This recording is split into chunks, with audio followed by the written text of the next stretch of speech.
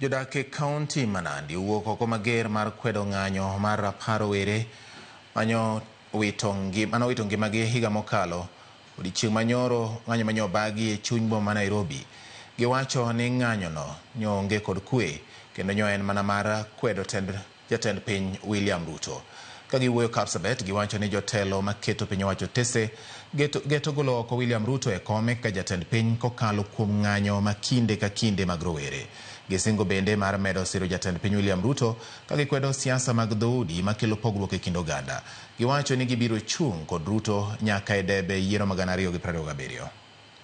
Ni ukapira kabisa, inaonekana kabisa waziwazi, kwa sababu unaona wakati Uhuru Kenyatta alikuwa kwa kiketi hakuna kitu walikuwa wanasema one term, lakini Ruto aliposhika maandamano wanashika mara ya pili tena, ndio hii wamechoma magari, polisi tena anapigwa. Hawataki kabisa kabila na Kalenjin na kuwe mongozi kabisa. Shauri unaona hata pale mwanzo wa Uhuru President Moi aliambiwa tena one term, alafu tena Ruto penye ameshika juzi anaambiwa hivyo. Sasa watu wanachochea kabisa wakale wasishike hiyo kiketi. Kwa nini Mount Kenya si wakubali tu huyu Ruto wetu amalize tamu yake?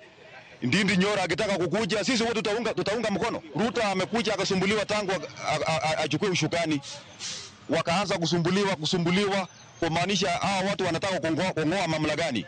Sisi tunataka Ruto afanye kazi yake, amalize. Akishamaliza Wamunyoro hata hakuna kitu atatusaidia naye. Kalonzo hakuna kitu anatusaidia naye. Sisi tusonge mbele. Washaharibu vitu kila mahali. Na sasa sisi tunasema kama wakasi ya hapa Kapsabet, maandamano sisi hatuwezi enda maandamano. Ichukulia hatua wenye wanaharibu nchi, kwa sababu nchi si ya mtu mmoja, nchi ni ya wananchi Kenya nzima. Ruto afanye kazi kwa sababu amepewa mamlaka ya kuongoza nchi, na akiwacha nchi ichafuke lawama itakuwa yake.